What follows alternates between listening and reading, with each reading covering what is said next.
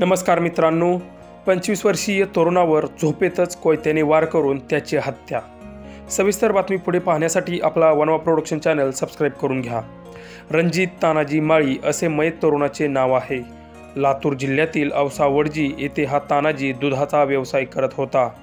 त्याच्याकडे 10 ते 12 म्हशी असून तो दुधाचा व्यवसाय करत असे।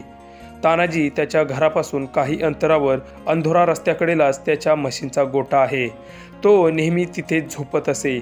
असाच नेहमीप्रमाणे तानाजी शनिवारी रात्री आपल्या गोठ्यात झोपायला आला आणि म्हशींना वैरण टाकून तो बाजल्यावरती शांत झोपी गेला।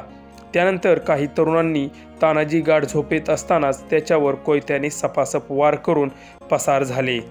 सकाळी तानाजी दूध डेअरीवर दूध घालायला आला नसल्याने त्याच्या आईवडिलांनी चौकशी केली। त्यानंतर त्याच्या मित्रांनी त्याच्या गोट्याकडे धाव घेतली तर समोर तानाजी रक्ताच्या थारोळ्यात पडलेला त्यांना दिसून आला। त्यानंतर ही माहिती तानाजीच्या आईवडिलांना देऊन पोलिसांनाही दिली। त्यानंतर भादा पोलीस ही घटनास्थळी दाखल झाले आणि पंचनामा करून अज्ञात आरोपींच्यावर कलम 302 चा हत्येचा गुन्हा दाखल केला।